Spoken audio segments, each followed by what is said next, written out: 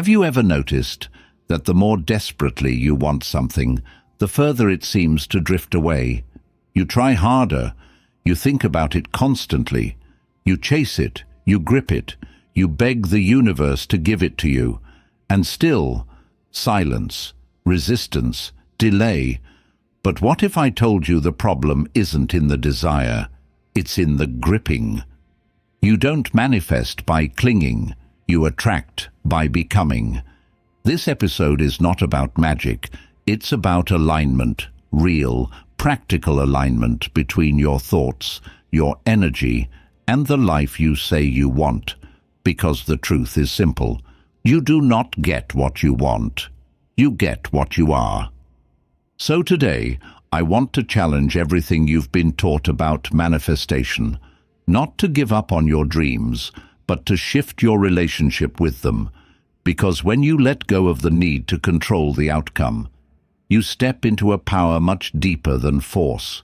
You step into flow. If you're tired of pushing, chasing, and constantly falling short, this might be the shift you've been waiting for. 1. Your thoughts and emotions are magnets. Have you ever walked into a room and immediately felt the energy shift, without a single word being spoken? That's the unseen language we're always speaking, the energy we carry, the emotions we broadcast, the silent vibration of our inner world. And what most people don't realize is that this energy, this invisible frequency, is shaping our lives far more than our words ever could. Your thoughts are not just mental events. They are instructions to the universe. They're signals that shape what you notice, how you behave, what you attract, and what you silently push away. And when those thoughts are soaked in fear, lack, anger, or self-doubt, you begin to emit a vibration that pulls in more of the same. It's not punishment, it's physics, it's alignment. This isn't some mystical concept. It's how your nervous system works. When you constantly think about worst-case scenarios, your brain begins filtering your environment through fear. You notice more threats. You assume more judgment. You unconsciously sabotage opportunities because part of you already expects things to go wrong. And when that becomes your norm, even good things feel out of place, or too good to be true. But the opposite is also true. When your thoughts begin to shift toward gratitude, confidence, possibility, your body follows. Your energy softens, your presence expands. You stop chasing and start attracting, not because the world has changed, but because you have. And the world can only meet you where you're willing to meet yourself. Ask yourself, what thoughts do I keep feeding every day, even in silence? What emotional state have I grown so used to that I no longer question it? Because that baseline is your magnet. And until you shift it, no external effort will ever be enough. You don't attract what you beg for, you attract what you embody. So instead of asking, why am I not getting what I want? Try asking, what am I currently a match for? That one question changes everything, because it puts the power back in your hands, not the power to manipulate outcomes, but to become someone new, someone who naturally invites the things they used to chase. This is not about fake positivity. It's about emotional integrity. It's about becoming so deeply aligned with the energy of what you want that it begins to feel familiar, inevitable, like something that's already yours. You are a magnet. Whether you realize it or not, you're already attracting. The question is, are you attracting by default or by design? 2. Clarity in your desires. Have you ever tried to chase a goal you couldn't even fully describe? It's a common trap. We say we want change, success, love, peace. But when asked what that actually looks like, we freeze. We stumble over vague words. We use broad strokes. We say, I just want to be happy, or I want to be successful, without defining what happiness or success truly means to us. And then we wonder why nothing's happening, why the vision isn't coming to life. But here's the hard truth. If your desires are unclear, your results will be too. Clarity isn't a luxury, it's the foundation of creation. The universe, or life itself, doesn't respond well to scattered energy. It mirrors your inner world, and if that inner world is filled with conflicting desires, unfinished dreams, and half-beliefs, then you'll receive experiences that reflect that same confusion. Not because you're being punished, but because you haven't committed to a clear direction. Think of your mind like a GPS system. If you type in 5 different destinations, it won't take you anywhere. If you write, "I just want to go somewhere nice," it won't move. But if you enter a specific address, a destination you've chosen with clarity and intention, the path begins to unfold. Maybe not perfectly, maybe not instantly, but step by step, the direction becomes real. So ask yourself, what do I truly want? In vivid, unapologetic detail. Not what others want for you, not what sounds good or looks good, but what you deeply crave, emotionally, mentally, spiritually. Describe it, write it, speak it into existence, because until you do, it remains a foggy wish. And fog does not build reality. This is where so many people get stuck. They confuse longing with direction. They say they're waiting for clarity, when in fact clarity is a choice. You create it by facing yourself, by asking uncomfortable questions, by daring to commit to a vision even when you're afraid it might not come true. And yes, clarity requires honesty, brutal, beautiful honesty, because you may discover that some of what you've been chasing wasn't yours to begin with. It was inherited, expected, or socially rewarded. But when you strip all that away, what's left is truth. And truth is powerful. Clarity simplifies everything. It sharpens your focus, strengthens your faith, and makes your decisions easier. It also protects your energy, because when you know where you're going, you stop getting distracted by every shiny detour. So take time today, real, quiet time, to define what you want in specific terms. Not just the outcomes, but how you want to feel when you get there. Let that clarity become your compass, because when your desires are clear, the path starts showing up, not by magic, but by alignment. 3. Belief and faith are fuel. What happens when you set a goal, but deep down you don't believe you can have it? You might still write it down, you might tell others about it, you might even take a few steps toward it. But if, in the quiet space of your own mind, there's doubt, if there's a whisper that says, "This isn't for me," or "I'm not good enough," or "Things like that don't happen to people like me," then no matter how beautiful your vision is, it won't take root. Why? Because belief is the bridge between desire and manifestation. And without it, even the most powerful goals remain stuck in fantasy. You can have the right mindset, you can use the right words, you can create the perfect plan, but if you don't believe, truly believe, that what you want is possible for you, you'll sabotage your efforts. Not because you're weak, but because your unconscious mind is always more powerful than your conscious efforts. You might be walking forward with your feet, but pulling backward with your thoughts. There's a reason why so many ancient teachings, philosophies, and spiritual systems emphasize faith. It's not blind optimism, it's alignment. Faith is the energy that makes persistence possible. It's what keeps you moving when the results haven't shown up yet. It's what allows you to say, "I may not see it yet, but I know it's on its way." And that shift in mindset, from doubt to certainty, changes everything. Think of it this way: belief is not a luxury, it's a form of fuel. And just like a car can't move forward without gas, your goals can't move forward without internal certainty. But here's the twist: belief doesn't always start strong. In fact, most people begin their journey with shaky, fragile belief. What matters isn't how strong it is at the beginning, but how committed you are to building it. And how do you build belief? You start by questioning your assumptions. Where did you learn that you're not capable? Who told you your dreams were unrealistic? What experiences shaped your view of what's possible? And are those experiences still relevant today?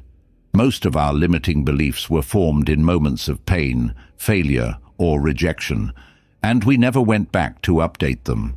But belief can be trained. It grows through evidence, not just external, but internal. Every time you take a step toward your goal, no matter how small, you strengthen your confidence. You prove to yourself that you are capable of change, that you can keep a promise to yourself, that you are worthy of something more. Carl Jung once said, "You are what you do, not what you say you'll do." Belief isn't built by talking about your goals.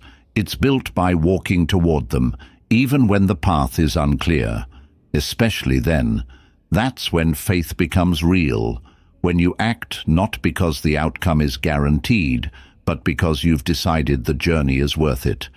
But belief isn't just about grit. It also requires softness, the ability to receive, to trust, to allow good things to come to you. Many people block their own blessings simply because they don't believe they deserve them. They reject compliments. They downplay their gifts. They self-sabotage when life gets too good, not because they want to fail, but because failure feels familiar. So here's the deeper truth. If you want to attract something big, you have to expand your identity to match it. You can't call in love while secretly believing you're unlovable. You can't attract abundance while thinking you're meant to struggle. The universe doesn't just respond to what you say, it responds to who you are, and who you are is shaped by what you believe is true about you. Start with this question: what is the most powerful thing I believe about myself right now? And then ask, is that belief helping me rise or keeping me small? Because belief is not a feeling, it's a decision you make every single day to trust your worth, to act from your future, not your fear, and to hold space for the life that is already making its way to you. The dream is real. The question is, are you ready to become the version of you who can hold it? 4. Gratitude amplifies attraction. Why is it that the more you chase what you don't have, the further it seems to run from you? But the moment you start appreciating what's already here, life begins to open in unexpected ways. This is the paradox most people overlook. We're trained to focus on lack, what's missing, what's wrong, what we haven't achieved yet. It's how we're conditioned to set goals, to improve ourselves, to level up. But in the process, we unknowingly tell the universe and ourselves a very dangerous lie. What I have is not enough, and who I am is not enough. And that message becomes the frequency we operate on. Gratitude isn't just about being polite or positive. It's energetic alignment. It's telling life, I see what you've given me, and I honor it. And when life feels honored, it responds. Think of it like this. Your emotional state is like a radio station. When you tune into scarcity, you attract static, stress, fear, resentment. But when you tune into appreciation, your signal clears. You begin to notice things you overlooked. You stop needing to force everything. You move from a place of overflow rather than emptiness. And that energy is magnetic. Gratitude rewires your nervous system. Studies in neuroscience have shown that regularly practicing gratitude can reduce anxiety, increase emotional resilience, and improve focus. But beyond science, gratitude has always been a spiritual truth. The Stoics practiced it daily. Eastern philosophies center it as a foundational discipline, and modern psychology now confirms what ancient wisdom always knew. What you focus on expands. If you only focus on what's lacking, you'll feel lacking. But if you begin your day by silently acknowledging 3 things, however small, that you're thankful for, you'll notice your internal state shifting. The same problems might be there, the same challenges, but your position changes. You move from helplessness to perspective, from complaint to clarity, from control to cooperation. And there's something subtle that happens when you practice deep, embodied gratitude. You stop chasing. You stop trying to grasp or cling. You stop demanding life meet your expectations, and instead, you start working with life, like a dance. And from that place, beautiful things unfold. Not because you manipulated them into existence, but because you became a worthy vessel to receive them. But here's the deeper layer. Gratitude doesn't mean settling. It doesn't mean you stop dreaming or growing. It means you anchor your dreams in appreciation, not desperation. You stop saying, "I'll be happy when," and start saying, "I'm thankful now, and I'm open to more." This shift is powerful, because when you're grateful for what you have, you treat it better. You take care of your space, your body, your time, your relationships. You stop needing to prove yourself and begin to express yourself. You stop comparing your journey to someone else's highlight reel and start walking your own path with calm confidence. Gratitude is also a filter. When you walk in appreciation, the energy you emit becomes softer, clearer, and more radiant. People feel it. Opportunities feel it, and more importantly, you feel it. You start seeing abundance not just as money or possessions, but as peace, time, clarity, and meaning. And when you begin to measure wealth that way, life expands in ways that bank accounts could never replicate. So here's something simple but powerful. Write a gratitude letter, not to a person, but to your life. Thank it for the lessons, for the pain that shaped you, for the small moments of joy that slipped by unnoticed. And when you do, something in you will soften. You'll stop living from hunger and start living from fullness. And from that fullness, you'll attract more, not because you need it, but because you're finally ready to receive it. Gratitude is not just a feeling, it's a doorway.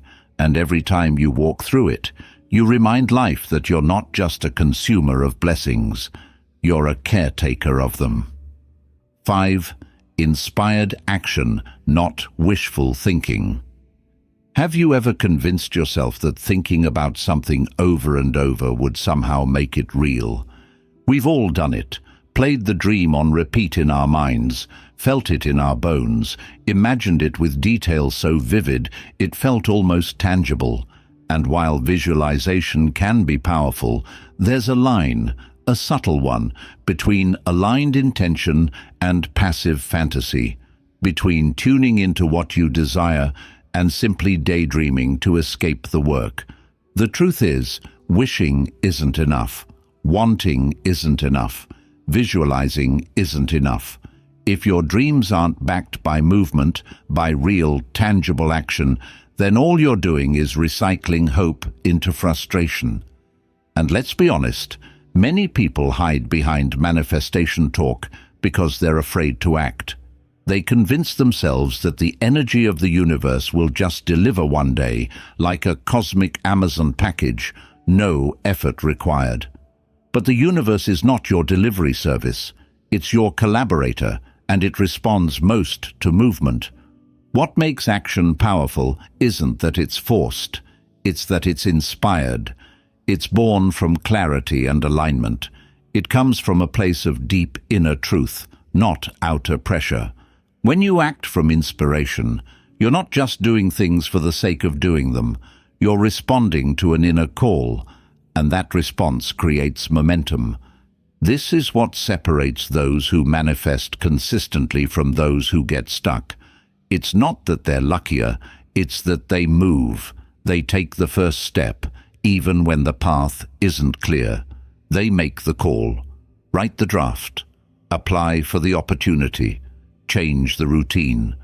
They don't wait until they feel ready. They act while they still feel scared, but deeply called.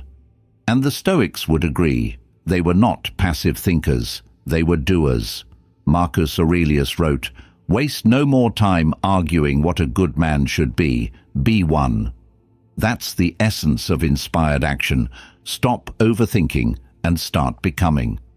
The longer you sit with an idea without acting on it, the heavier it becomes. And soon, what once excited you becomes a source of shame, a symbol of what you haven't done yet. But here's the beauty. Inspired action doesn't have to be big. It just has to be real. Small steps, taken consistently with conviction, are infinitely more powerful than grand plans that never leave your head. Write one page, make one call, spend 10 minutes researching. Show up again and again, not because you're chasing something, but because you're becoming someone. And that shift, from wishful thinking to inspired action, is where real attraction begins, because energy moves when you move. Doors open when you knock. Resources appear when you commit. People notice when your presence carries conviction, not just potential. There's nothing wrong with dreaming, but don't let the dream become a distraction. Use it as fuel, use it as a compass, and then move, even if you're tired, even if you're scared, even if you don't know the outcome. Because the results don't come from perfect planning. They come from courageous participation.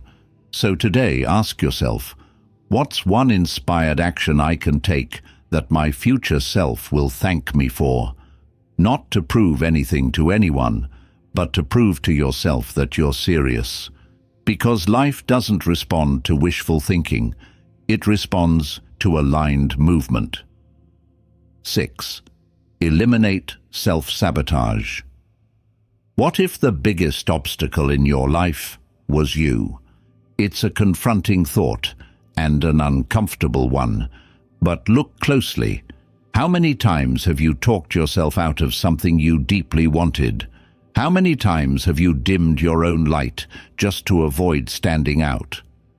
How many times have you made progress, only to suddenly lose motivation, get distracted, or fall into old habits the moment things started getting real? That isn't bad luck. That's self-sabotage. And it doesn't happen because you're weak or broken. It happens because, on some deep subconscious level, a part of you doesn't feel safe with success. Here's the truth.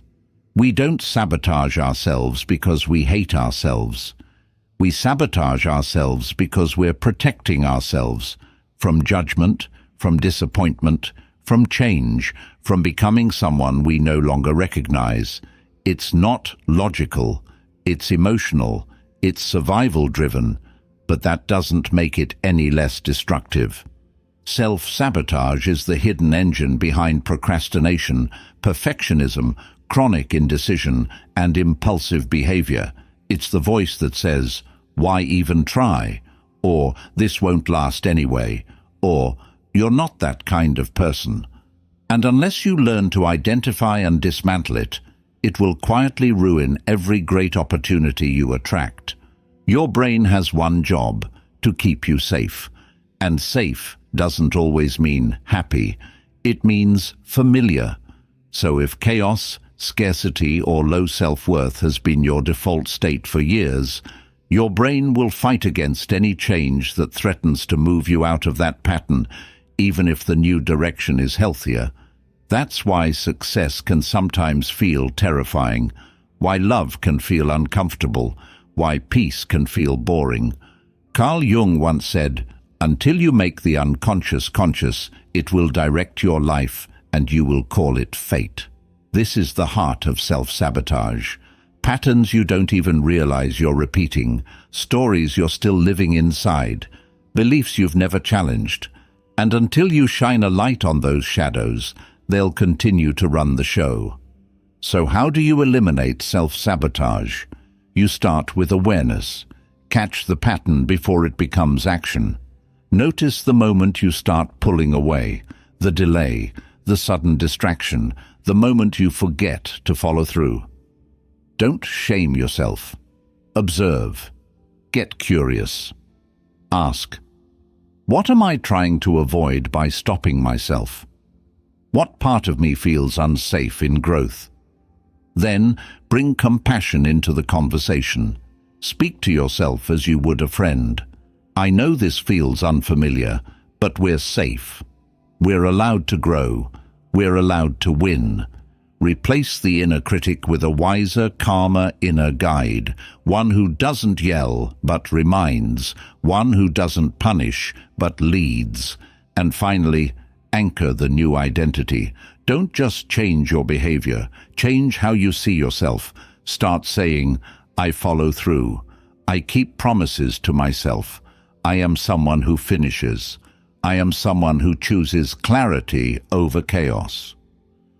The more you repeat that identity in action, the less room there is for sabotage to sneak in. This isn't a one-time fix, it's a lifelong discipline of catching the small betrayals, the quiet doubts, the old stories, and choosing something better. Not perfectly, but consciously. You weren't born to stay stuck in patterns that shrink you. You were made to evolve.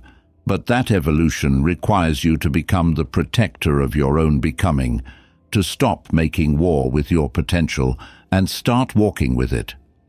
Because the moment you stop sabotaging yourself, the world can finally stop reflecting that sabotage back to you. 7. Energy and vibration matter.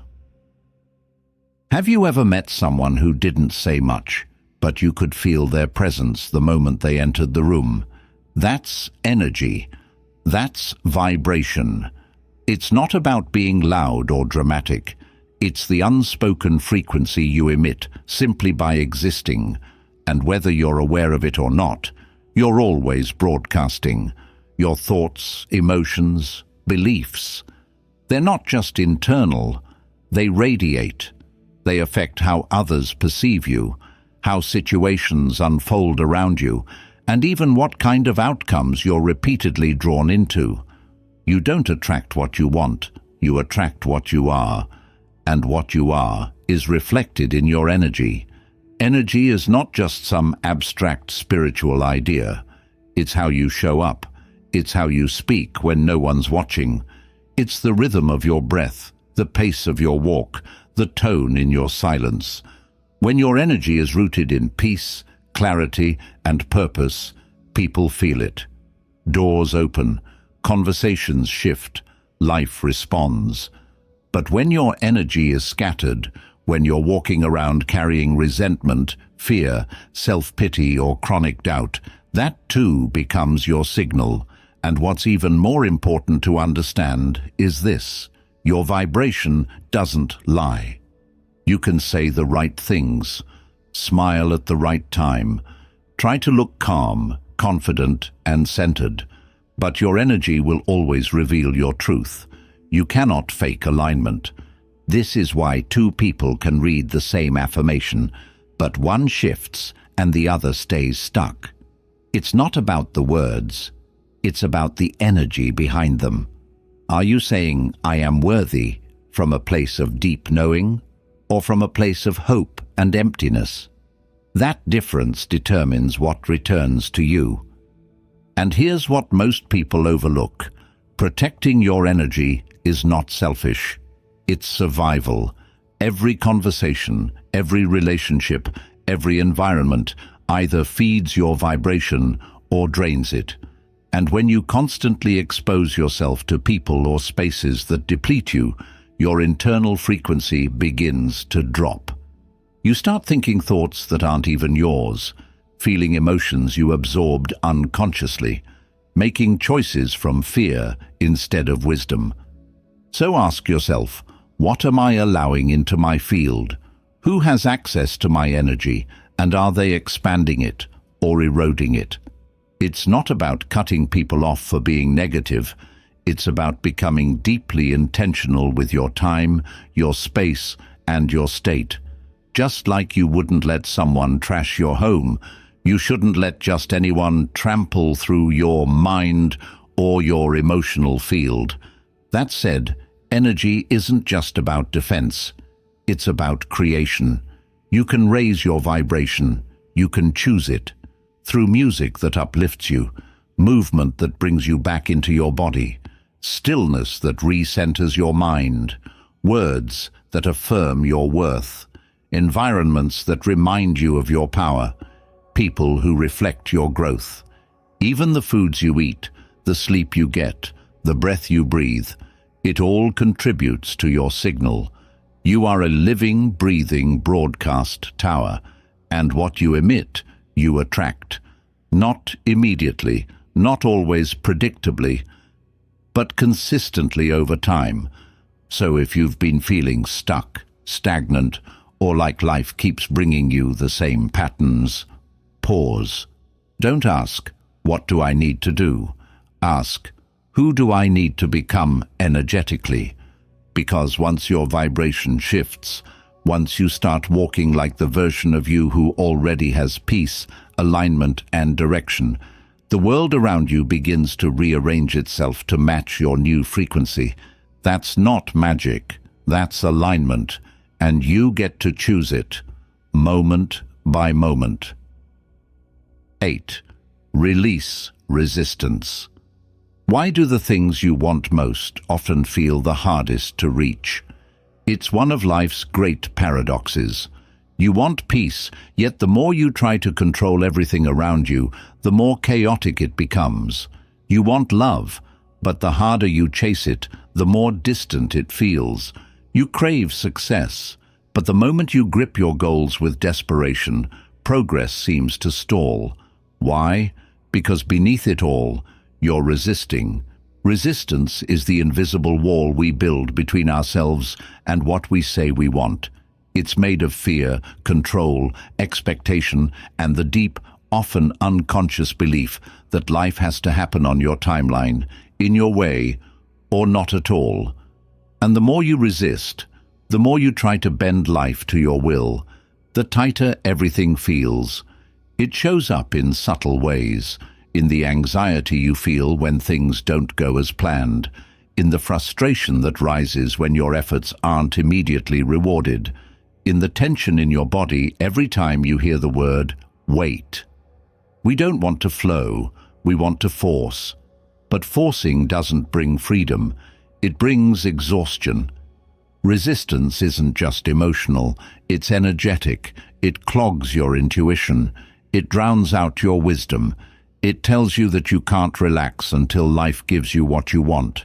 But the irony is this: you often receive what you desire only when you stop needing it to complete you. Let that sink in. When you let go of needing love to feel worthy, it shows up. When you stop clinging to money as proof of your value, abundance begins to flow. When you release the demand for certainty, clarity starts to emerge. This isn't spiritual bypassing. It's about recognizing that resistance doesn't protect you. It disconnects you from presence, from trust, from the very life you're trying to create. Carl Jung once said, "What you resist persists." Because resistance gives energy to the problem. It turns fear into obsession. It makes obstacles feel larger than they are, and it turns your journey inward into a battlefield instead of a transformation. So, how do you release resistance? First, by becoming aware of it. Ask yourself, Where in my life am I gripping too tightly? What am I trying to force into place because I don't trust the timing? Look at your body, your breath, your habits. Resistance is often stored in the shoulders, in the gut, in the jaw. Your body speaks what your mind tries to hide. Then allow. Allow the uncertainty. Allow the discomfort. Allow the unfolding. That doesn't mean you stop caring or stop working. It means you stop trying to control what isn't yours to control. You keep showing up, with presence, with action, but without the internal war. This is where true peace lives, not in perfection, but in permission. The permission to be where you are, fully, while trusting that what's next will come in its own time, its own way, through paths you may not even see yet. Resistance is fear dressed as discipline. Release it, and in its place, cultivate surrender. Not the kind that gives up, but the kind that lets go. Because when you stop trying to bend life to your will, life finally has the space to meet you with grace. 9. Time and patience are allies. What if the only thing standing between you and everything you've ever wanted is time? It's a humbling question, because in our world of instant access, overnight shipping, and 10-second attention spans, we've grown allergic to waiting. We expect fast results, fast healing, fast transformation. But the truth is, nothing real grows overnight. Not wisdom, not resilience, not the life you're trying to build. And if you rush what requires patience, you destroy the very roots meant to sustain you. Time is not your enemy. Time is the soil. And patience, real, conscious, courageous patience, is the water. The Stoics understood this deeply. They lived with urgency, yes, but not with desperation. Because urgency means acting with purpose. Desperation means trying to skip the process. And the process is where life does its deepest work on you. Not in the moment the dream comes true, but in the days, months, and years it takes to become the version of you who can hold that dream without collapsing. So ask yourself, have I truly given life enough time to work? Or have I already decided it's too late, too slow, too hard, because it hasn't happened yet? Growth doesn't always feel like progress. Sometimes it feels like standing still, like showing up day after day and seeing no change. But deep roots grow in silence. Muscles build in rest. Wisdom takes shape in the waiting. And if you keep uprooting your dreams every time you feel impatient, you'll never see what they could have become. Patience is not passive. It's fiercely active. It means choosing to stay in the process with grace, without needing immediate reward. It means trusting that your effort is not in vain, even when the outcome is still unseen. It means continuing to show up with excellence, not because someone's watching, but because you are. Time also humbles the ego. It reminds you that you are not the center of the universe, that the unfolding of life follows a rhythm far greater than your willpower. And sometimes the delay is not punishment. It's protection. It's preparation.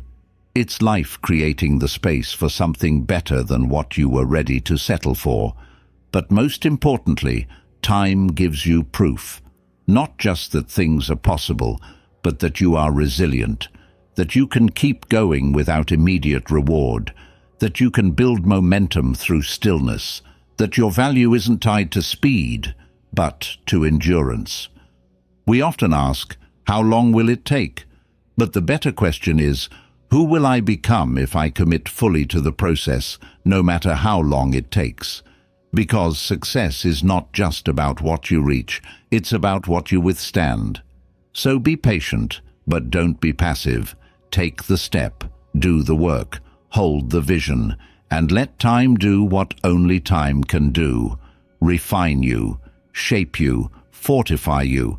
You're not behind, you're becoming, and becoming takes time.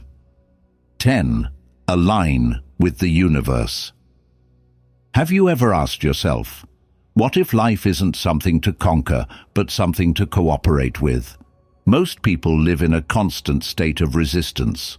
They push, force, chase, hustle, believing that success, love, peace, or fulfillment must be taken from life like a prize. And while ambition is powerful, there's a different kind of strength that few people ever master. It's the strength of alignment, of realizing that the universe doesn't work against you unless you're working against it. To align with the universe is to stop treating life like a fight.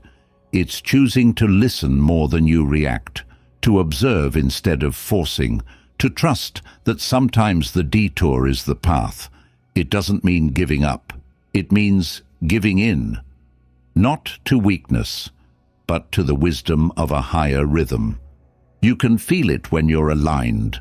Life becomes less noisy. You stop needing to chase. Opportunities seem to come with more flow, more clarity, more grace. Why? Because you're no longer swimming against the current of your own becoming. When you're out of alignment, everything feels harder than it needs to be. You hold on to relationships that drain you. You force careers that no longer fit. You stay in environments that stifle your growth, simply because your mind insists that this is how it has to be. And that rigidity, that refusal to let go, is exactly what blocks your growth. Alignment begins with honesty. Radical, uncomfortable, liberating honesty. Where are you pretending? Where are you forcing outcomes just to feel safe? Where are you ignoring the signs, the gut feelings, the inner voice that's been quietly nudging you towards something different? Carl Jung said, "What you resist not only persists, but will grow in size." If you're constantly resisting reality, denying what's true, what no longer works, what you've outgrown, then don't be surprised when life keeps sending you louder lessons, because the universe will not give you peace at the cost of your purpose. But when you align, when your actions match your values, when your environment reflects your energy, when your choices support your inner clarity, life starts to unfold differently. The right people arrive. The right ideas take root. The path opens not because you pushed, but because you finally stepped into it. This is not magic. This is resonance. It's the same way two instruments vibrate together when they're tuned to the same frequency. You and life are no different. When you align, you attract. Not because you demanded it, but because you became a clear channel for it. So ask yourself, am I aligned with what I say I want? Or am I just attached to the idea of it, while my actions reflect something else? Alignment doesn't guarantee ease, but it gives you peace. Because even in difficulty, you know you're where you're meant to be. You know your steps are real. You know your energy is no longer being wasted on things not meant for you. To align is to surrender the illusion of control and step into the power of trust. It's not passive, it's precise. It means knowing who you are, what you value, and how you want to show up, even when life doesn't follow your plan. When you align with the universe, you don't walk faster, you walk wiser, and that wisdom is what turns desire into direction. 11. You attract what you believe you deserve. Have you ever wondered why certain patterns keep repeating in your life? Relationships that drain you, opportunities that slip away, goals that never fully materialize. It's not always because you're doing something wrong. Sometimes it's because on a deep, often invisible level, you're still accepting less than what you truly want. Not because you don't care, but because a part of you still questions whether you deserve more. This is the hidden core of manifestation that many people miss. You don't get what you wish for. You get what you believe you're worthy of. And worthiness isn't something you declare once with confidence. It's something you live through your standards, your boundaries, and your daily choices. You may consciously desire a loving, supportive relationship, but if you continue tolerating inconsistency and disrespect, you're teaching the universe what you're willing to settle for. You may want financial freedom, but if you avoid making empowered decisions around money, you're reinforcing the belief that wealth isn't meant for you. Life responds more to what you tolerate than what you dream of. So the real question becomes, what am I still allowing that no longer reflects who I want to become? Most self-worth issues aren't loud. They don't show up in obvious ways. They hide in the decisions you delay, the conversations you avoid, the apologies you make for wanting more. They whisper things like, maybe I'm asking for too much, or I should just be grateful for what I have. But here's the truth. Gratitude and self-worth are not mutually exclusive. You can be deeply grateful for where you are and still know you're worthy of more. Deserving doesn't mean entitled. It means prepared. It means you've done the inner work to know your value without needing proof. It means you've learned to set a new emotional baseline, one where peace is normal, respect is non-negotiable, and joy is not something you have to earn. Carl Jung spoke often about the unconscious patterns that run our lives. Until we confront them, we continue repeating them. And belief, especially the belief about what we deserve, is one of the deepest patterns of all. It informs how you love, how you work, how you rest. It determines what you say yes to and what you finally learn to walk away from. So if you want to attract more, you don't start with vision boards. You start by upgrading your identity. Start living as the version of you who knows they deserve a peaceful life, who doesn't chase because they've become magnetic, who doesn't beg because they've become clear, who doesn't doubt because they've done the work to meet their own gaze in the mirror and say, I am no longer available for anything that insults my growth. You attract what you believe you deserve, not because life is punishing or withholding, but because life mirrors your level of self-regard.